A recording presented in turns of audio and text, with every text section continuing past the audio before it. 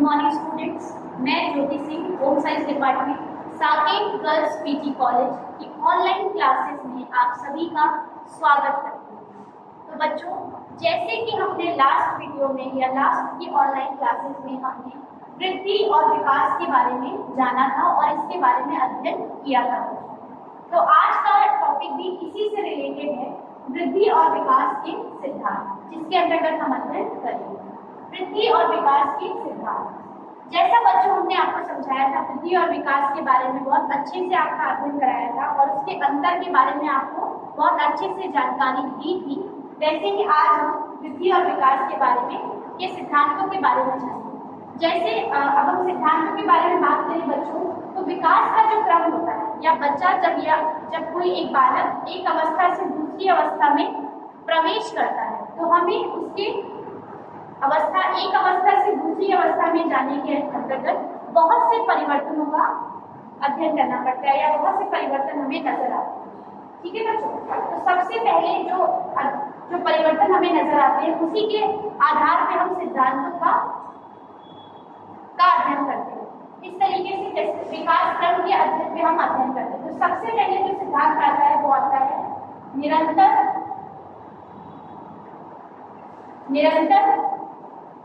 विकास का सिद्धांत। निरंतर विकास का सिद्धांत। निरंतर विकास का सिद्धांत।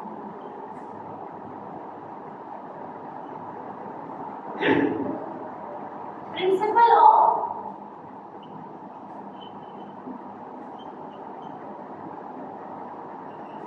Continuous growth development. सबसे पहले हम इसके बारे में जानेंगे कि निरंतर विकास का सिद्धांत। जैसे कि आपको नाम से ही पता चल रहा है कि निरंतर माने लगातार, जो कभी भी बंद ना हो। विकास की गति लगातार चलती रहती है, लेकिन एक फर्क होता है बच्चों कि विकास की गति कभी बहुत ही तेजी से चलती है, तीव्र गति से चलती है, या कभी मध्य गति से चलती है, लेकिन कभी रुकती नहीं है। ठीक है बच्चों, उसके बाद देखिए जैसे कि बालकों के गुणों का विकास एक तरीके से बालकों के दांत, उदाहरण के लिए अगर देखा जाए तो बालकों के जो दांतों का विकास होता है या दांतों का जो उनके निकलना होता है वो उनके 5 माह की भ्रूणावस्था से ही निकलना शुरू हो जाता है, लेकिन महसूस हमें एक तरीके से दिखाई का पड़ता है धीरे धीरे जब बच्चे के जन्म के उपरांत 6 माह के बाद वो हमें दिखाई पड़ता है। तो धीरे धीरे गति क्या होती है, मध्य गति से उनका विकास धीरे धीरे होता रहता है। तो कभी तेजी से रहेगी, तीव्र गति से रहेगी बच्चों, और कभी क्या है मध्य गति से रहेगी, लेकिन निरंतर विकास का जो विकास क्रम की प्रक्रिया है वो चलती रहेगी। किसी अवस्था में बहुत तेजी तीव्र गति से रहेगी और किसी अवस्था में बहुत ही मध्य या एकदम ही धीमी गति से चलेगी, लेकिन निरंतर चलती रहेगी। इसी सिद्धांत के आधार पर प्रिंसिपल ऑफ कंटिन्यूअस डेवलपमेंट हम कह सकते हैं। दूसरा सिद्धांत जो आता है बच्चों वो आता है आपका देखा जाए अगर कि विकास की भिन्न गति का सिद्धांत। विकास की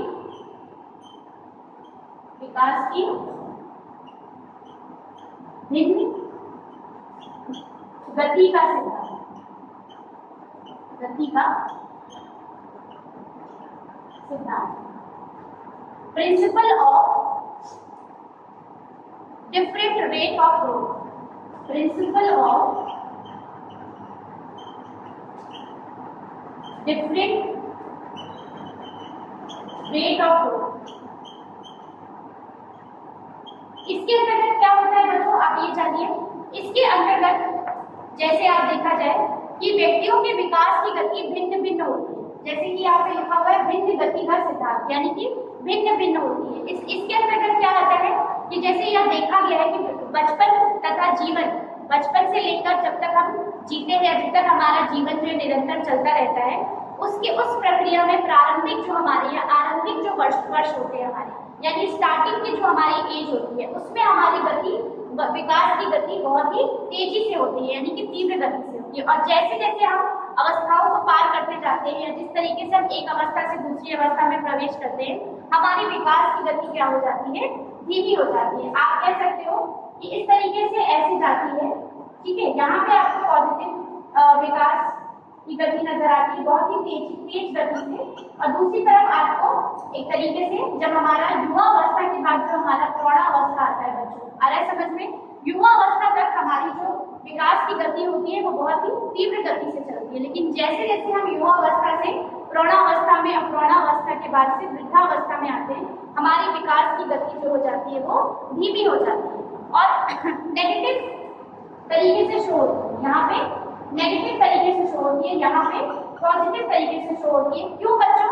क्योंकि पॉजिटिव इसलिए बोला जा रहा है कि युवा अवस्था तक हम ऐसी अवस्था में रहते हैं बच्चों जहाँ पे हमारे किसी भी कारण या किसी भी रोग के कारण अगर हमारे शरीर में कोई क्षति पहुंचती है, कोई नुकसान होता है, हम किसी रोग से ग्रसित हैं बच्चों, या किसी चोट की वजह से या किसी एक्सीडेंटल रीजन की वजह से हमारे शरीर के सेल्स जो है वो डैमेज होते हैं, तो हमारी सेल्स जो है बहुत अच्छे से रीडेवलप हो जाते हैं, बहुत अच्छे से उनका फिर से विकास हो जाता है, फिर से हम एक तरीके से उस चीज से उभर कर आगे को बढ़ते हैं। लेकिन जैसे जैसे ही हम युवावस्था को पार करके या आगे बढ़ के प्रौढ़ावस्था में या वृद्धावस्था में प्रवेश करते हैं, हमारी ये सारी प्रक्रियाएं धीमी गति से होती हैं और सेल्स को रीडेवलपमेंट होने में या किसी भी कारणवश रोग से उभरने में हमें थोड़ा सा टाइम लग जाता है, क्योंकि हमारे शरीर में उतनी ज्यादा डेवलपमेंट की प्रक्रिया नहीं हो पाती है इसकी वजह से। ठीक है बच्चों, तीसरा जो आपका सिद्धांत आता है वो आता है आपका, देखिए अब आप लोग,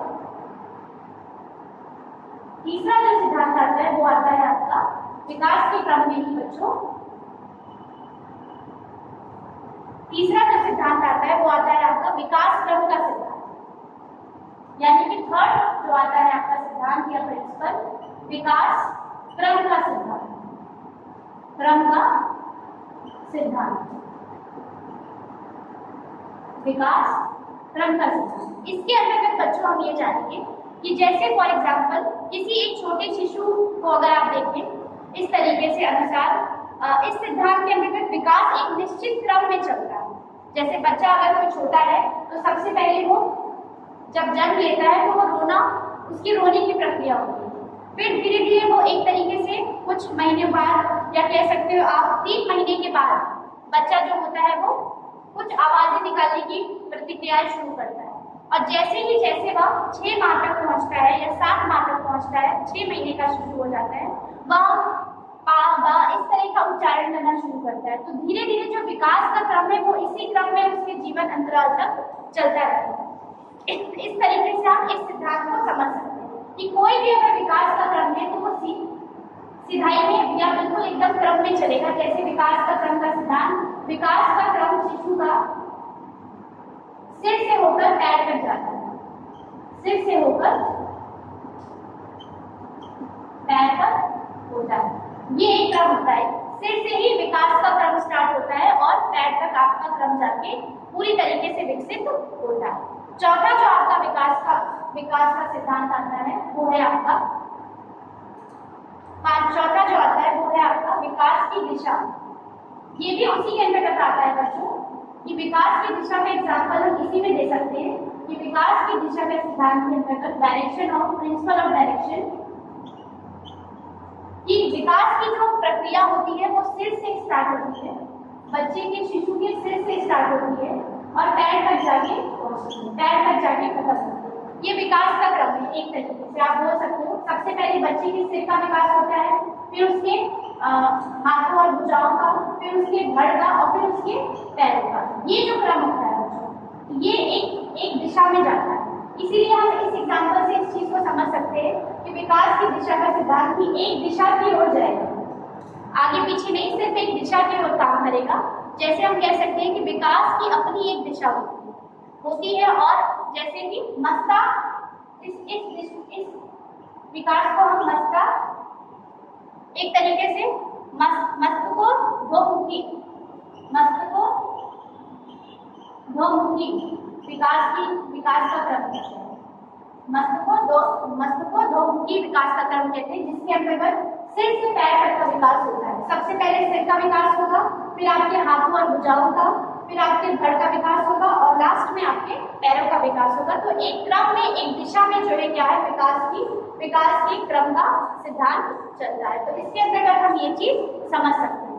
और उसके बाद देखिए इसका अर्थ भी आप क्या मानेंगे कि मानव जीव का सिर से आरंभ होकर पैर तक विकास की क्रिया जो होती है वो खत्म होती है बच्चों। आ रहा है समझ में? फिर उसके बाद देखिए लास्ट आपका आता है 5वां सिद्धांत जो आता है वो है आपका एकाकीकरण का सिद्धांत। एकाकीकरण का सिद्धांत, एकाकीकरण का सिद्धांत होता है प्रिंसिपल ऑफ इंटीग्रेशन। एकाकीकरण का सिद्धांत,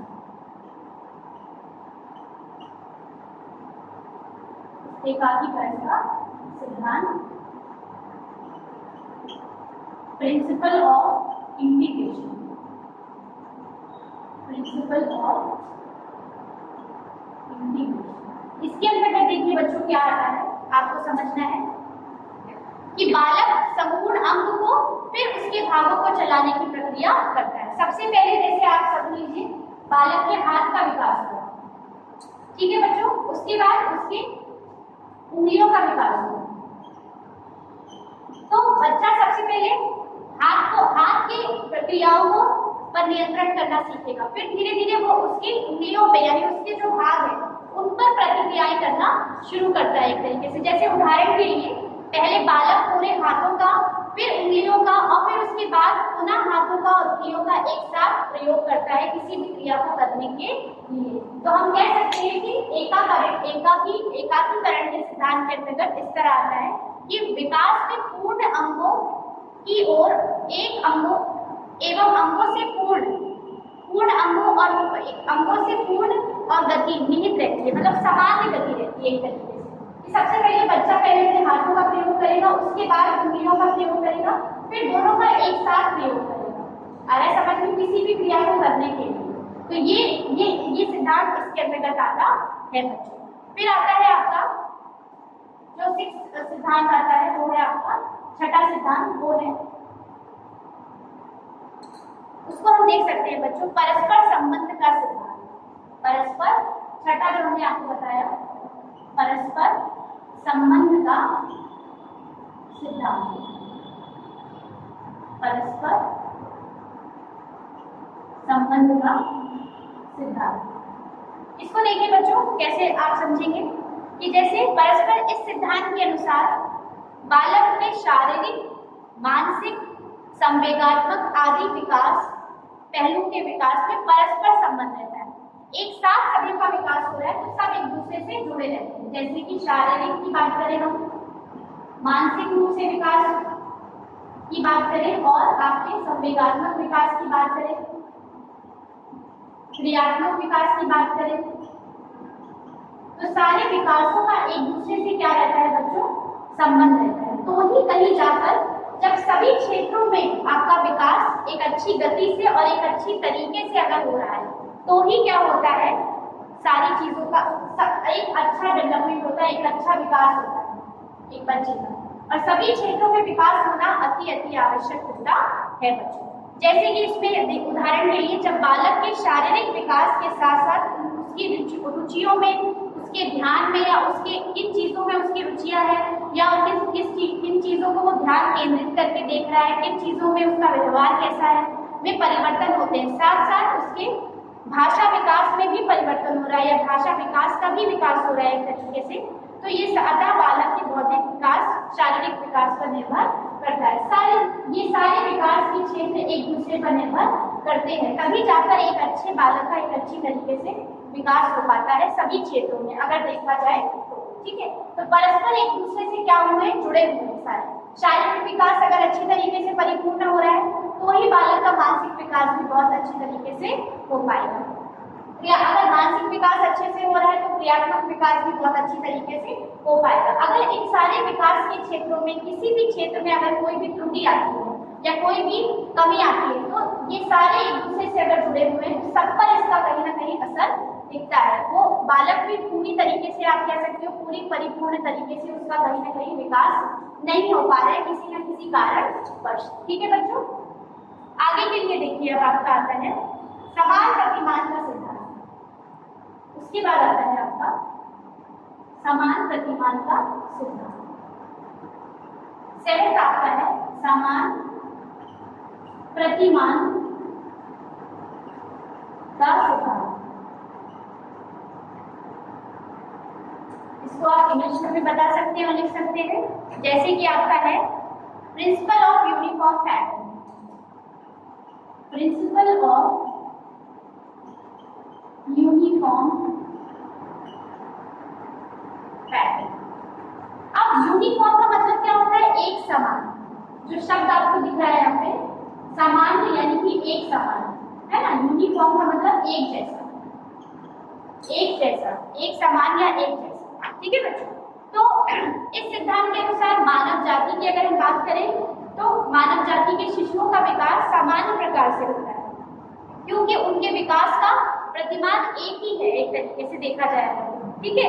इससे यह स्पष्ट होता है, और हरलॉक ने भी इस चीज के बारे में एक विशेष टिप्पणी दी है, जो कि क्या है कि प्रत्येक जाति, चाहे वह पशु हो, पशु जाति हो या फिर मानव जाति हो, अपनी जाति के अनुरूप विकास के प्रतिमान करें। फॉर एग्जाम्पल, जैसे मनुष्य का जो बच्चा है, मानव का जो बच्चा है,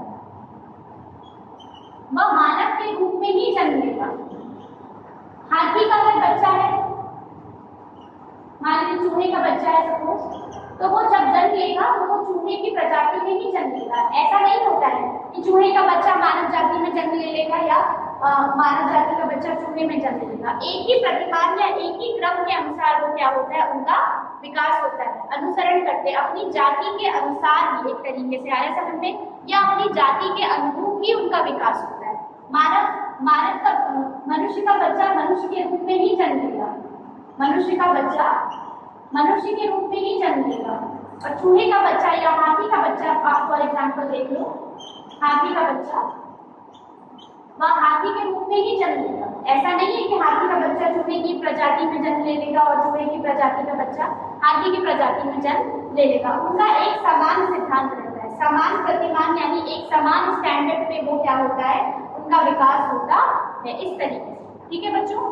तो आज की क्लास में इतना ही बच्चों। आगे की क्लास में हम ये पढ़ेंगे नेक्स्ट वीडियो में कि जो हमारे विकास के ऐसे कौन से कारक हैं या ऐसे कौन से फैक्टर्स हैं जो हमें वृद्धि और विकास में प्रभाव डालते हैं। ऐसे कौन से ऐसे फैक्टर्स हैं जिसकी वजह से उनके ऊपर प्रभाव पड़ता है, और कहीं ना कहीं वो विकास के क्षेत्र में कोई ऐसी त्रुटियां होती है जिसकी वजह से विकास अच्छी तरीके से नहीं हो पाता है, या किस तरीके से विकास पर असर पड़ता है।